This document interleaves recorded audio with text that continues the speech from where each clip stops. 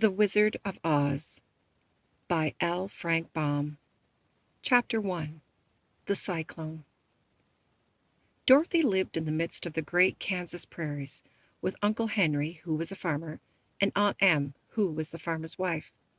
Their house was small, for the lumber to build it had to be carried by wagon many miles.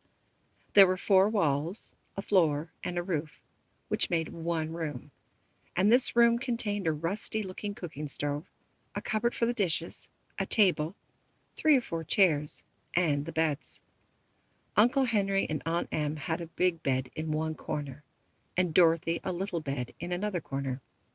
There was no garret at all, and no cellar, except a small hole dug in the ground, called a cyclone cellar, where the family could go in case of one of those great whirlwinds arose mighty enough to crush any building in its path. It was reached by a trap door in the middle of the floor, which a ladder led down into the small, dark hole. When Dorothy stood in the doorway and looked around, she could see nothing but the great, great prairie on every side. Not a tree nor a house broke the broad sweep of the flat country that led to the edge of the sky in all directions. The sun had baked the plowed land into a gray mass, with little cracks running through it. Even the grass was not green, for the sun had burned the tops of the long blades until they were the same gray color to be seen everywhere. Once the house had been painted, but the sun blistered the paint and the rains washed it away, and now the house was as dull and gray as everything else. When Aunt Em came to live there, she was a young, pretty wife. The sun and wind had changed her too. They had taken the sparkle from her eyes and left them a somber gray. They had taken the red from her cheeks and lips, and they too were gray also. She was thin and gaunt and never smiled now. When Dorothy, who was an orphan, first came to her, Aunt Em had been so startled by the child's laughter that she would scream and press her hands to her heart whenever Dorothy's merry voice reached her ears. And she still looked at the little girl with wonder that she could find anything to laugh at. Uncle Henry never laughed. He worked hard from morning till night and did not know what joy was. He was gray also, from his long beard to his rough boots, and he looked stern and solemn and rarely spoke. It was Toto that made Dorothy laugh and saved her from growing as gray as her other surroundings. Toto was not gray. He was a little black dog with long silky hair and small black eyes that twinkled merrily on either side of his funny wee nose. Toto played all day long, and Dorothy played with him and loved him dearly. Today, however, they were not playing.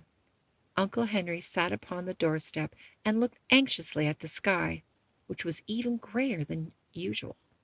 Dorothy stood in the doorway with Toto in her arms and looked at the sky too. Aunt Em was washing the dishes. From the far north they heard a low wail of the wind, and Uncle Henry and Dorothy could see where the long grass bowed in waves before the coming storm. There now came a sharp whistle in the air from the south, and as they turned their eyes that way they saw ripples in the grass coming from that direction also. Suddenly Uncle Henry stood up. "There's a cyclone coming, Em," he called for his wife. "I'll go look after the stock." Then he ran toward the shed where the cows and horses were kept. Aunt Em dropped her work and came to the door. One glance told her of the danger close at hand. "Quick, Dorothy!" she screamed. "Run for the cellar!" Toto jumped out of Dorothy's arms and hid under the bed, and the girls started to get him. Aunt Em, badly frightened, threw open the trap door in the floor and climbed down the ladder into the small, dark hole. Dorothy caught Toto at last and started to follow her aunt. When she was halfway across the room, there came a great shriek of wind, and the house shook so hard that she lost her footing and sat down suddenly upon the floor.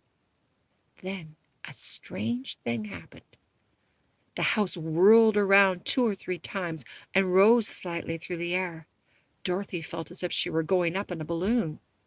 The north and south winds met where the house stood and made it the exact center of the cyclone.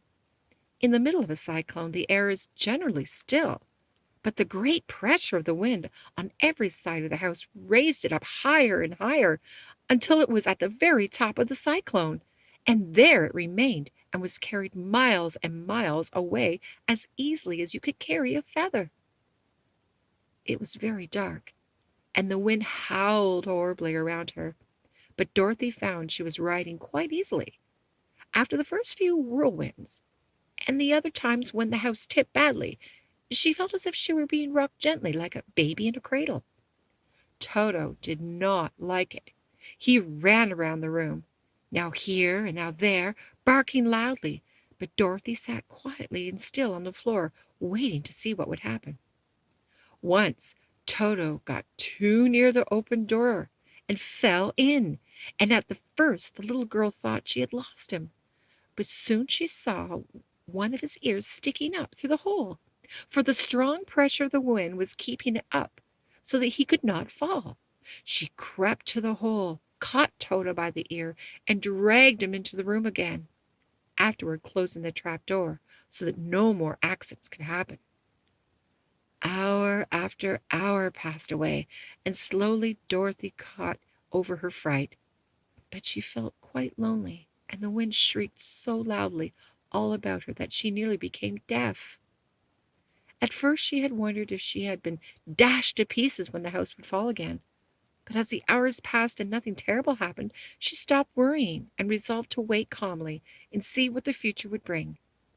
At last she crawled over the swaying floor to her bed and lay down upon it, and Toto followed and lay down beside her. In spite of the swaying of the house and the wailing of the wind, Dorothy soon closed her eyes and fell fast asleep.